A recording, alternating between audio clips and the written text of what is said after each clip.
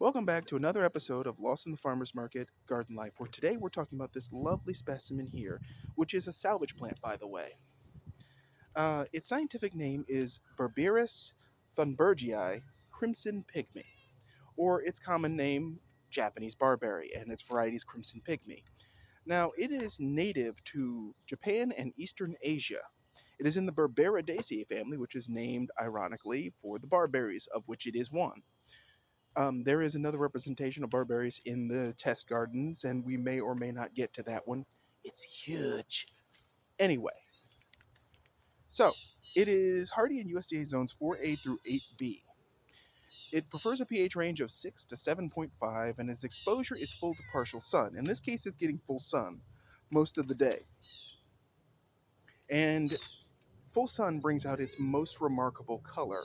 Crimson Pygmy is this color year-round as opposed to it just being on new foliage, which is what you would get with traditional barberries. So, its height is 2 to 3 feet, and its width can be 3 to 4 feet. This plant seems not to have quite gotten that memo. It was planted more than a decade ago by some landscapers who are not known for their skill or proficiency. I digress there. Anyway, I salvaged this plant out of that operation because the owner wanted them gone. I'll explain this in a moment. And you can hear someone yowling off screen, and that would be Silky. Anyway, so this plant, barberries, in general actually, can raise the pH of the soil and alter soil nitrogen levels. What's interesting is when you dig up a barberry, you will notice that their family has one resounding trait in at least every barberry I've ever seen. They always have yellow roots, and that's part of their ability to adjust soil nitrogen. That's actually, it's tied to that. But the yellow roots, the yellow flesh of the roots, is a key identification feature. It is thankfully not a host for black rust, which affects wheat. However, it can hybridize with another variety and produce offspring that are a host for it. The native variety of barberry can be a host for black rust, which is a fungal disease. What it can be a host for, unfortunately, are ticks, because its dense clustered foliage, which you see how tightly packed that is there and there, creates a localized high humidity environment, which helps the ticks' young to survive. So in the woods, this thing can actually contribute to the amount of Lyme disease and tick density, which is kind of gross. But that is how the barberry do. Now, in the environment I have it in, this isn't so much of a problem because I'm nowhere near a forest or any probable carrier of tick-borne disease. It is considered an invasive in the Northeast and as far south as North Carolina itself, which, I mean, again, dude, why do you have one? It's considered invasive. Well, again, salvage plant. I needed it for this video. And if it's properly maintained, it's not so much of a problem. Now, here's a little known fact. Its berries are edible, as are parts of the foliage. However, the flavor requires some seasoning. You leave them on the vine. This is one of the few plants where the berries will remain on the plant well into winter if it produces them. And that means that it has winter interest. Aside from it is deciduous, it will drop foliage unless it's near a source of heat that defies the local temperature.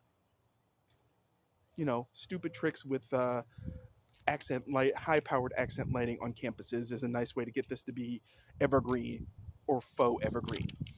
Now, in general, why would you want a Crimson Pygmy? Well, it's got thorns. It's got a lot of thorns. It's made of thorns. They're straight little narrow ones that cut right through, and the worst part is the piece breaks off inside of you, and then you end up with something like a blister, and you have to cut it open and remove the bit. Yeah, not fun. But if someone's trying to break into your house and you have a wall of these up against underneath the windows, you'll hear them coming. You will hear them because these do hurt.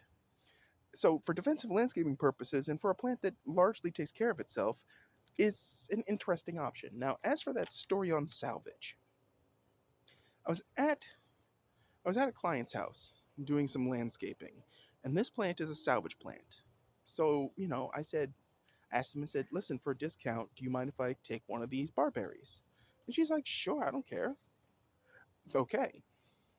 Well, I went to go dig these barberries up. And this is the interesting thing about barberries. They will fight you when you dig them out, if they're planted properly. These were not. These were not planted properly at all. In fact, what the landscaper had done was punched a small hole through the weed block fabric, barely planted them, mulched them in, and then left them. Well, the soil layer that formed on top of the mulch ended up forming a topsoil layer, and the buttress roots, the big chunky ones that you have to fight, were all on top of the weed block.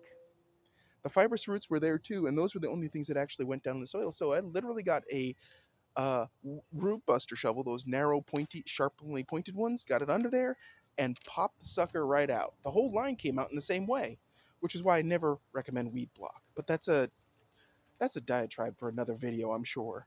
Anyway, so this is Japanese Barberry Crimson Pygmy. Now, what am I going to do with this? I'm going to plant it somewhere eventually, but for now it's sunning and recovering from its accidental misuse and abuse. I don't blame the client, I blame the landscaper.